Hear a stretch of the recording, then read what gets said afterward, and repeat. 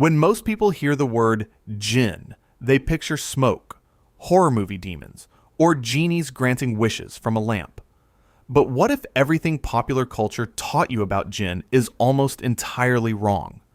The Quran doesn't describe Jinn as fantasy creatures or Hollywood monsters. It describes them as something far more sobering, more complex, and more relevant to your daily life than you ever imagined. Today, we're going back to the source.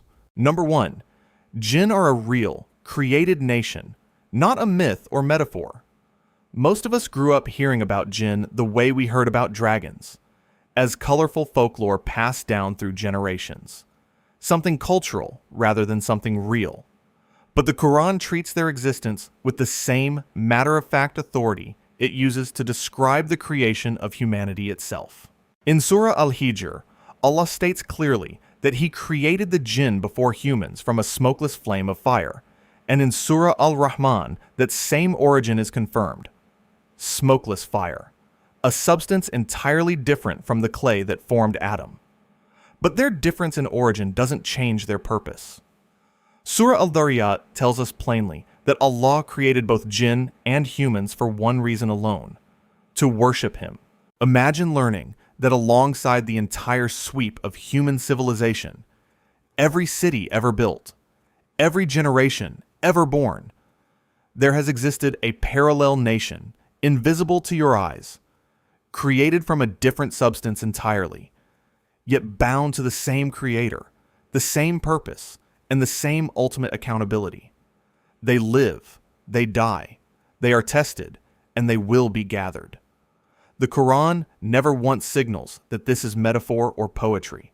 It presents the Jinn as a distinct and genuine creation whose existence is simply part of the reality Allah has made, a reality far wider and more populated than what your eyes can confirm. If that recalibrates how large you understand this world to be, it should. Because what the Quran reveals next about the nature of Jinn will challenge nearly everything you assumed about who they are.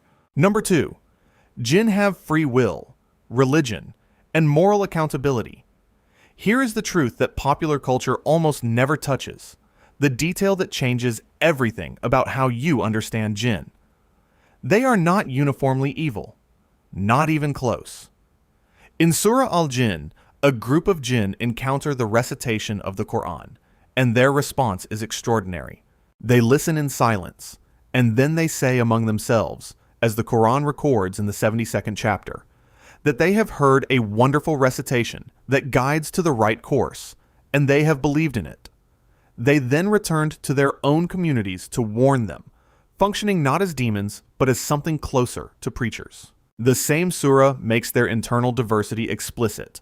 Among us are the righteous, they say, and among us are otherwise, for we are of divided ways. Picture that for a moment. A community of beings, invisible to you, some of whom are sincere believers in Allah, some of whom reject Him entirely, and every shade of spiritual condition in between, just as you find among humans. Surah Al-An'am goes further, showing Allah addressing both Jinn and humans together as communities who received messengers and guidance.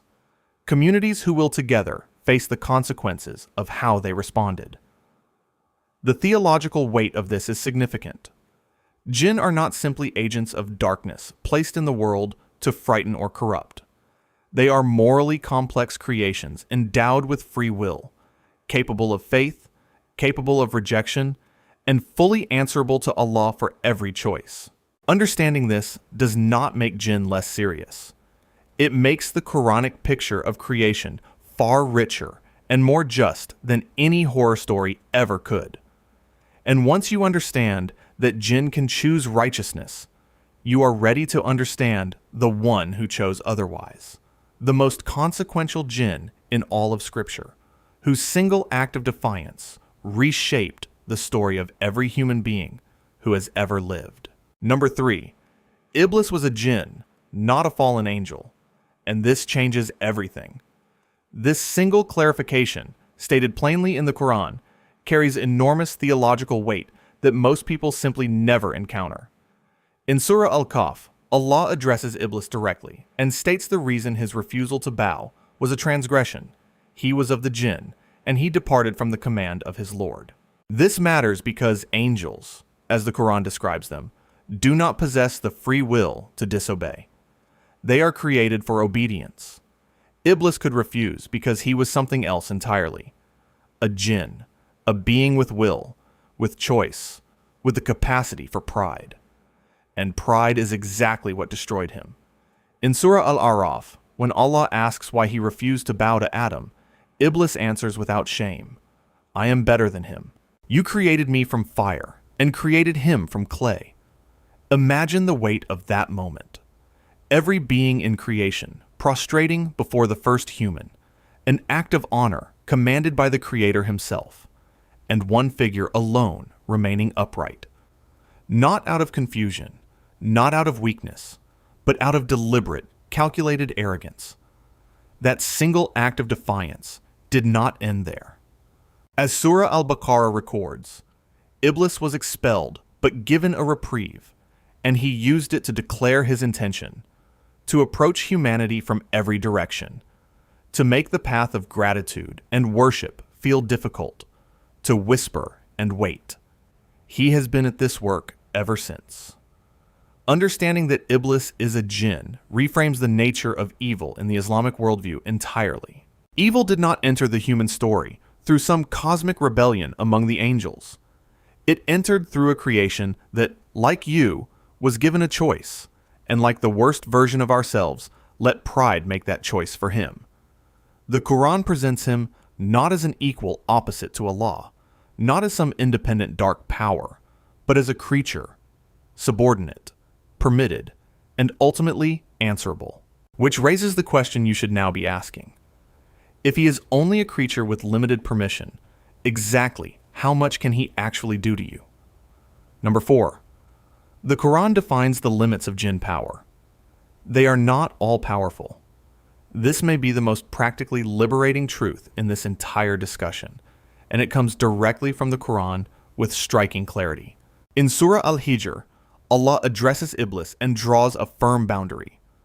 "Over my servants, there is for you no authority, not reduced authority, not limited authority in certain conditions, no authority." Surah An-Nahl reinforces this by specifying who falls within that protection. Those who believe and place their trust in their Lord. And then there is perhaps the most remarkable verse of all, found in Surah Ibrahim, where the Quran fast-forwards to the Day of Judgment and records Shaitan making a confession before the gathered creation. He says that the promise of Allah was true, that he had no authority over them whatsoever. He only invited, and they responded. Picture what that courtroom admission means. The being that popular culture portrays as a terrifying supernatural predator, capable of possession and devastation at will, stands before all of creation and admits that his entire campaign consisted of suggestion. He knocked. People opened the door. He called. People answered. He never had a key. The Quran's framing of jinn power is not designed to make you feel unsafe. It is designed to make you understand exactly where the vulnerability actually lies. And it lies not in some overwhelming external force, but in the choices made in unguarded moments. Jinn cannot read your thoughts. They have no access to the future. The knowledge of the unseen belongs to Allah alone. What jinn possess is persistence, familiarity with human weakness, and the willingness to whisper the same invitation 10,000 times until one lands. The believer who maintains remembrance of Allah, who seeks refuge sincerely, is described by the Quran itself as standing outside the reach of that influence. This is not spiritual optimism. It is a direct Quranic statement about the architecture of your protection. And once you understand how limited their power actually is, you are ready to understand something more unsettling. Because the method they do use is far closer and far quieter than most people ever expect. Number 5. Jinn operate through whispers, not spectacle. Their method is subtle. The Quran's most concentrated guidance on protecting yourself from jinn influence is found not in a long detailed chapter, but in the shortest surah of the entire book, and its brevity is itself instructive. Surah An-Nas, the final surah, is a refuge specifically from the whisperer who withdraws, the one who whispers into the hearts of mankind from among the jinn and mankind. Read that again slowly. The Quran pairs jinn whisperers with human ones because the method is identical, quiet, internal, and aimed directly at the heart. No lightning, no visible presence, no dramatic confrontation. Just a voice so close it can sound almost like your own thoughts. In Surah Al-A'raf, Allah instructs that when an evil suggestion comes from shaitan, the response is to seek refuge in Allah, framing the threat as something that arrives like a thought rather than an event. Surah Al-Baqarah adds further texture. Shaitan promises you poverty and commands immorality, working through fear and appetite, the two levers most easily pressed in the human heart. Imagine the most sophisticated adversary you could face.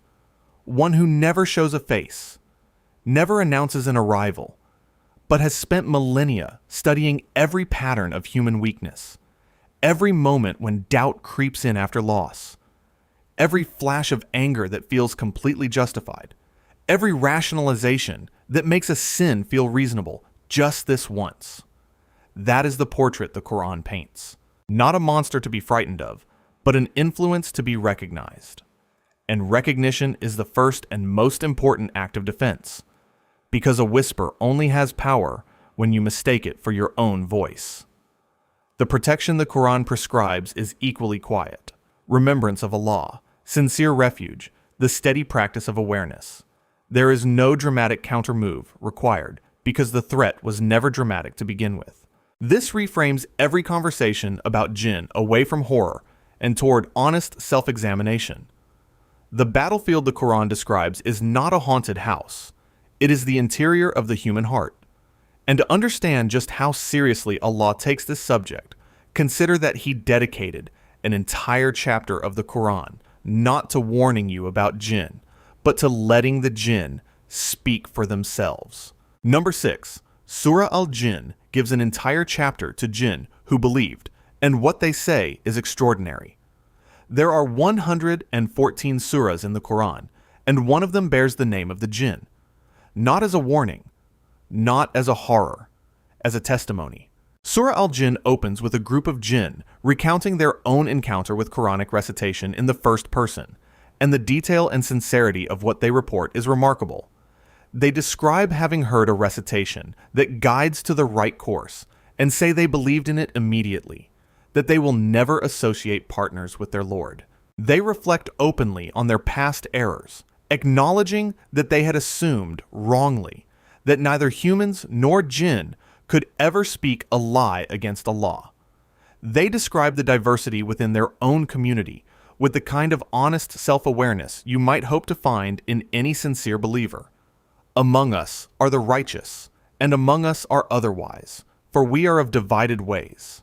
A parallel account in Surah Al-Ahqaf describes another group of jinn listening attentively while the Prophet recited, and when it concluded, they turned immediately to their people as warners.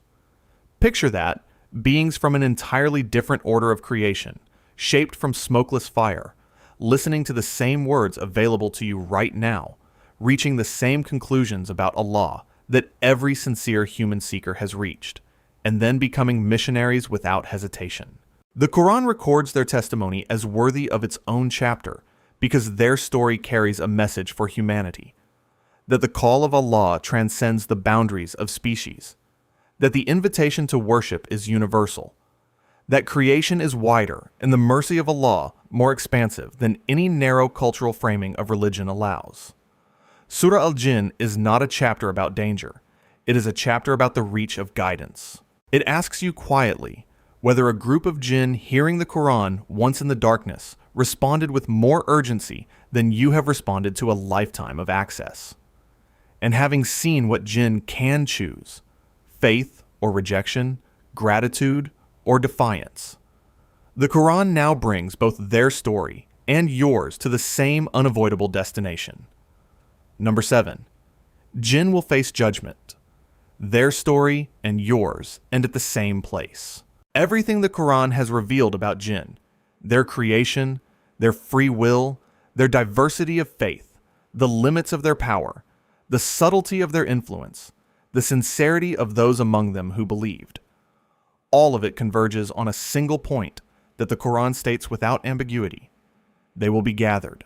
In Surah Al-An'am, Allah addresses the assembled jinn on the day of resurrection directly, accounting for the ways they led humans astray and the humans who followed them, both communities present, both answerable. There is no separate judgment for a separate creation. There is one judge, one gathering, one reckoning. And then there is Surah Al-Rahman, perhaps the most beautiful expression of this shared accountability in the entire Quran. Its famous refrain, "Which of the favors of your Lord will you deny?" is repeated 31 times, and it is addressed explicitly from the very opening of the surah to both humans and jinn simultaneously. Every repetition of that question lands on both species equally. Every reminder of Allah's mercy, His creation, His justice, His paradise, His fire, directed at both. Picture standing on that plain under a sky of absolute white light, in a gathering so vast it exceeds every number you have ever tried to imagine, and realizing that beside you and among you stands an entire second creation. Jinn, righteous and wicked, believers and those who refused, all silent, all facing the same direction, all waiting for the same verdict from the same Lord who made them from smokeless fire and made you from clay. Surah As-Saffat warns specifically against those who fabricate false relationships between Allah and the jinn, who assign to them knowledge or power or divine connection that the Quran never granted them, because that distortion is itself a form of the very influence the Quran warned you about, elevating a creature into something it was never meant to be. The Quran's complete picture of jinn is not a horror story, and it is not a fairy tale. It is a precise, consistent, theologically serious account of a creation that shares your origin in Allah's will, your condition of moral accountability, your access to guidance, and your appointment with judgment. Their story does not run parallel to yours and then diverge. It runs parallel to yours and arrives at exactly the same place. Which means the question the Quran has been asking you across every one of these 7 truths is simply this: now that you understand the world as it actually is, how will you choose to live within it? If you want to see more, click the video on screen now.